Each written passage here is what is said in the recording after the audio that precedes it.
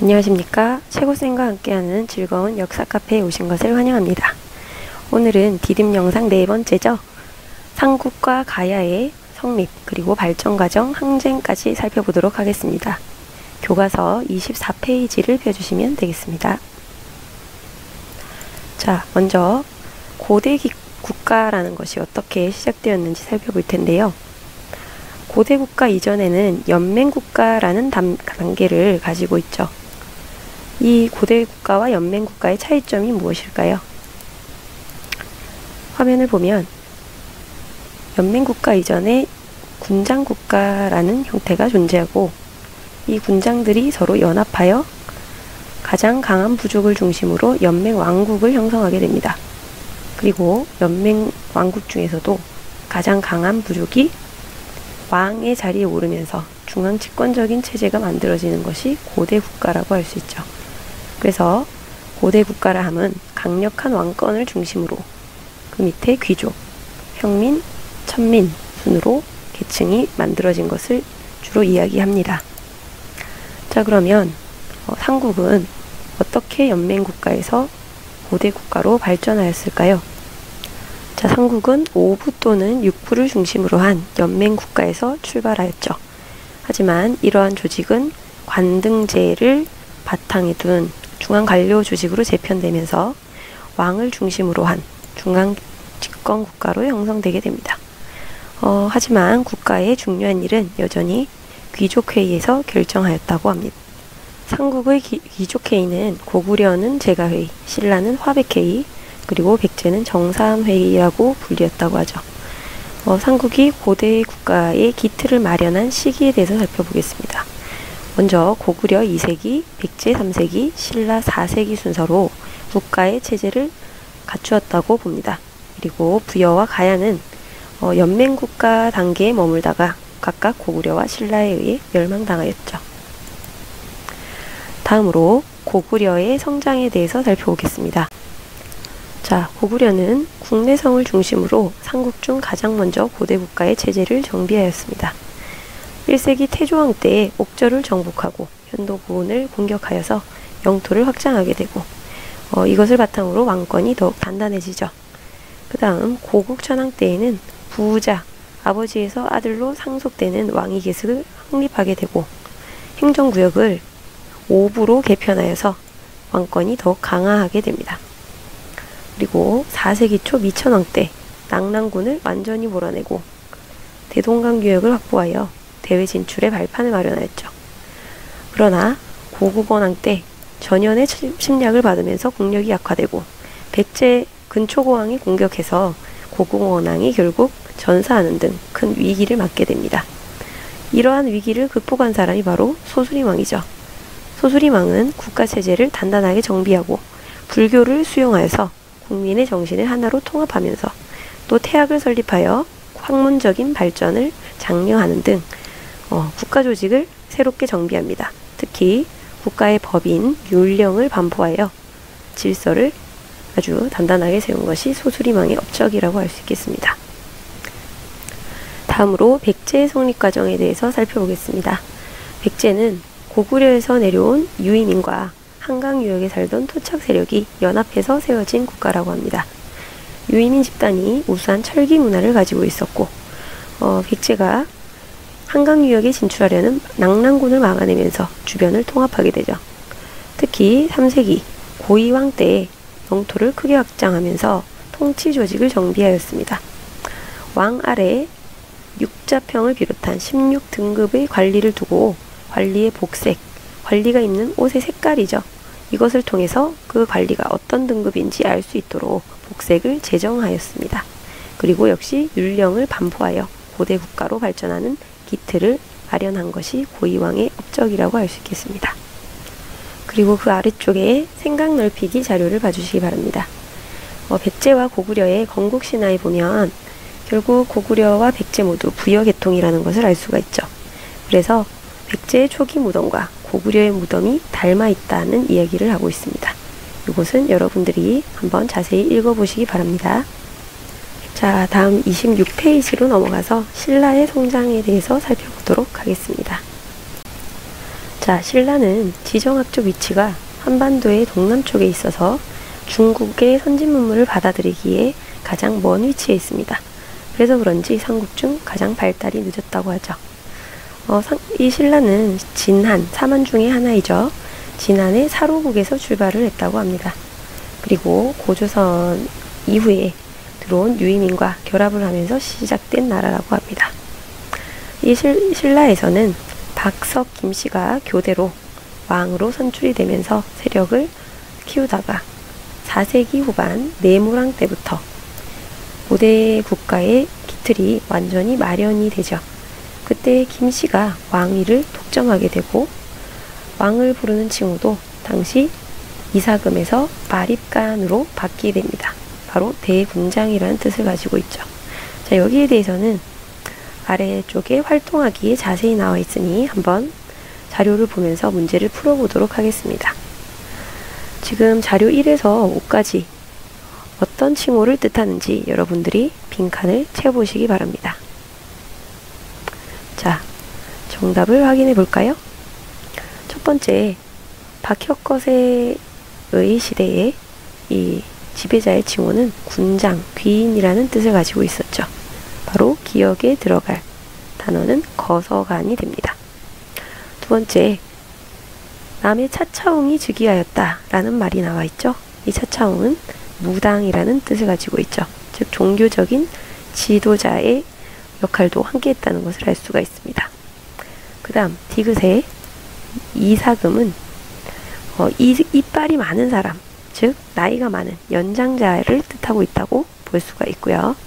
그 다음 리을, 좀 전에 살펴본 마립간이라는 지배자의 칭호가 대군장, 정치적인 지배자의 의미를 강하게 담고 있고, 고대 국가의 기틀이 마련되면서 중국식 칭호인 왕이라는 칭호를 지증왕 때부터 사용하게 되었다고 합니다. 자, 다시 위로 올라서 이렇게 신라가 발전을 하다가 어느 시기 외와 강하게 부딪히게 되는데요. 400년에 이 외가 쳐들어오는 과정에서 신라는 힘의 부족함을 느끼고 고구려 광개토 대왕에게 도움을 요청하게 됩니다. 이때 광개토 대왕이 신라를 도와주면서 외를 물리치고 가야 지역까지 진출하게 되었다라고 합니다. 광개토 대왕이 신라까지 진출하였다는 것을 가장 잘 보여주는 자료가 바로 사진에 있는 호명 그릇입니다. 이 호명 그릇에 밑바닥에 보면은 국강상 광개토 지호태왕이라는 글자가 새겨져 있고, 이것이 경주에 있는 호총이라는 무덤에서 발견되었습니다. 이것은 장수왕 때 만들어진 그릇으로서 광개토 대왕을 위한 제사용 그릇이라고 합니다. 자, 다음으로 가야 연맹의 발전에 대해서 살펴보도록 하겠습니다. 가야라는 나라는 아주 철이 발달했던 변한의 소국에서 시작되었죠. 이 뛰어난 철기 문화를 바탕으로 여러 정치 집단이 성장하게 되는데요. 3세기쯤에는 변한의 구야국을 중심으로 금강가야가 형성이 되어 정기가야 연맹을 이루게 됩니다. 가야의 소국들은 이 철기 기술과 유리한 위치를 바탕으로 낭랑, 외까지 진출하는 중개무역을 발전시켰고, 이 철을 통해서 많은 이익을 차지하게 됩니다. 그러나 4세기 말에 고구려군이 이제 공격하면서, 이때가 바로 광개토 대왕의 공격이죠. 이 당시 가야 연맹의 주도권을 상실하게 되고 5세기 후반에는 김해에서 고령지방으로 주도권이 넘어가면서 대가야라는 집단이 형성되죠. 이 대가야는 남제라는 중국의 국가와 통교, 즉 교류를 하면서 힘을 키우고 백제와 신라 사이에서 세력을 다투다가 결국 6세기 들어서 신라 진흥왕의 공격을 받아서 멸망하게 됩니다. 자, 두 번째 주제의 삼국의 발전과 항쟁에 대해서 살펴보도록 하겠습니다. 교과서 28페이지부터 봐주시면 되겠습니다. 자, 삼국이 서로 항쟁을 하면서 주도권을 장악하기 위해서 가장 노력했던 지역은 어딜까요? 지금 보이는 이 지도에 한강이라고 적혀 있죠. 이 한강이 지금까지도 우리나라의 수도로서 그리고 한반도의 중심지로서 역할을 하고 있는데요. 삼국시대에도 역시 이 한강이 가장 치열한 경쟁을 부르는 지역이었다고 할 수 있습니다. 가장 먼저 주도권을 장악하면서 한강을 차지했던 나라는 백제가 되겠죠. 4세기에 백제를 시작으로 5세기 고구려, 6세기 신라까지 전성기가 이어지는데 먼저 백제의 성장과 해외 진출에 대해서 살펴봅니다. 자, 백제는 3세기 고이왕 때의 고대 국가의 기틀을 마련하고 전성기를 4세기 후반에 맞이하게 되죠. 자, 4세기 후반에 전성기를 이끌었던 왕은 바로 근초고왕이 되겠습니다. 근초고왕이라는 드라마를 통해서 여러분들이 아마 접해본 적이 있을 것이라고 생각이 되는데요. 이 근초고왕대에 이루어진 업적은 무엇이 있을까요?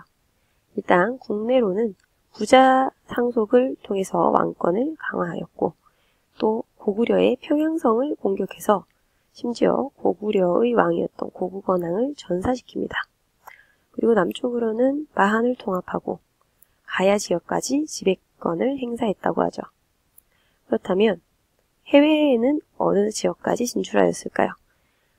이 백제는 활발한 국제 교류를 한 나라로서도 알려져 있는데 우리나라의 사서의 기록은 없지만 중국 측 사서에 보면 이 백제가 중국의 요서 지방, 즉 요하의 서쪽 지방까지 진출했다는 기록이 있고 산둥만도를 차지했다는 기록도 있습니다.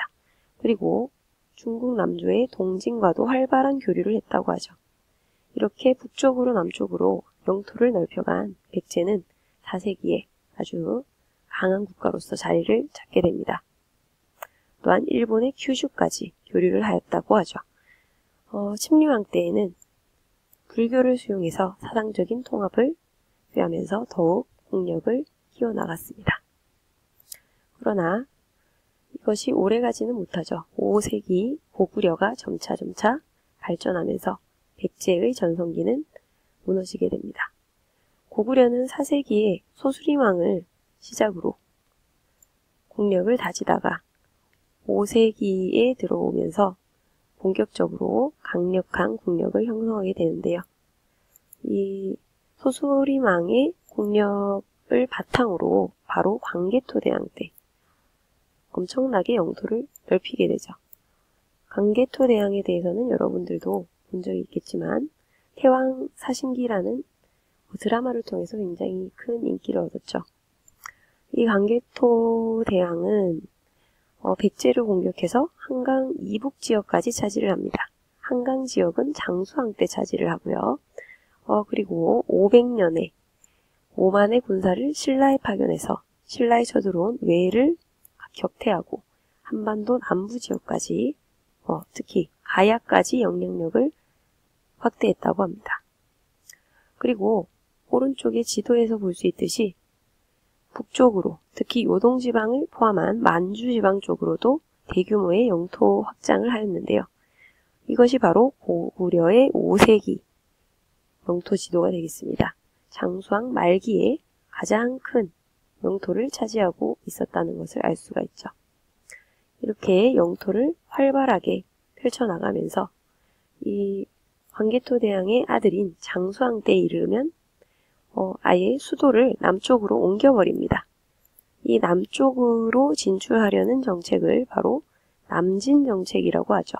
그래서 장수왕 때에 남쪽의 평양으로 천도를 한 후에 점차 신라와 백제를 압박하게 됩니다. 여기에 대항해서 신라와 백제가 나제 동맹을 맺어서 대항을 하지만 결국 장수왕이 한성을 점령하고 백제의 왕이었던 계로왕을 살해하게 되죠. 이렇게 해서 고구려의 가장 최대 남쪽 영역을 만들게 됩니다. 이렇게 5세기에 광대한 영토를 차지하게 된 고구려가 중국과 대등하다는 의식을 가지면서 동북아의 최강국임을 자부하였다고 합니다. 이 광개토대왕대의 업적을 기록으로 남긴 비석이 지금 화면에 보이는 광개토대왕릉비입니다. 광개토대왕릉비가 얼마나 거대한 크기였는지 이 사진을 보면은 잘 느낄 수 있겠죠.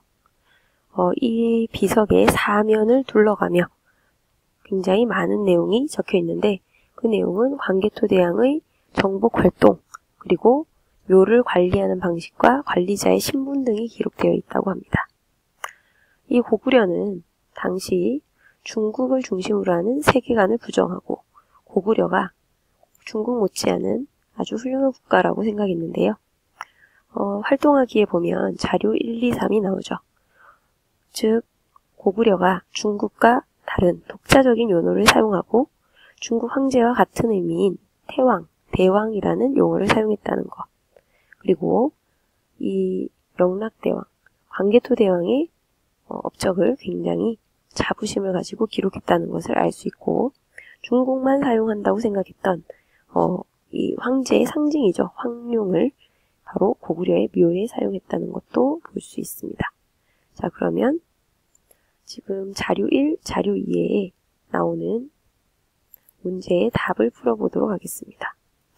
자료 1, 2를 읽으면서 고구려가 독자적인 연호, 태왕과 같은 연호를 쓴 것이 어떤 의미를 가진다고 할 수 있나요? 바로 중국과 대등한 나라라는 자주의식과 자부심의 표현이라고 할 수 있겠죠. 자, 그리고 두 번째 문제, 황룡이라는 것이 상징하는 것은 바로 황제 또는 황제국입니다. 즉 고구려는 중국과 다를 바 없는 황제국이라는 자신감을 바탕으로 여러 나라에 영향력을 미쳤다고 볼 수 있겠습니다. 다음으로 30페이지로 넘어가서 백제의 중흥에 대해서 살펴보도록 하겠습니다. 자, 백제는 어떤 식으로 다시 고구려로부터 주도권을 빼앗으려고 하였을까요? 고구려가 쳐들어오면서 한강 유역을 빼앗긴 백제는 다시 한번 재기하기 위해서 수도를 웅진으로 옮깁니다. 이것을 웅진천도라고 하죠. 이 당시 백제는 약한 백제의 힘을 다시 키우기 위해서 여러 가지 방법을 쓰는데요. 동성왕은 신라와의 동맹을 맺기도 하고 특히 6세기에 무령왕은 새로운 정책을 통해서 왕권을 강화하고 나라를 다스립니다. 이 당시에 22담로라는 행정구역을 만들고 지방에 왕족을 파견하여 왕권을 강화하는 정책을 펼치죠. 또한 6세기 성왕대에 이르면 이 성왕이 수도를 다시 사비, 지금의 부여로 옮기게 되는데요. 국호도 남부여로 고치게 됩니다. 이것이 백제가 부여를 계승하고 있다는 것을 분명하게 보여주죠. 뿐만 아니라 중앙관청을 확대 정비하고 수도와 지방을 새롭게 정비하면서 국력을 다지게 되는데 이 당시 중국의 남조와 활발하게 교류를 하고 일본에 불교를 전하기도 합니다.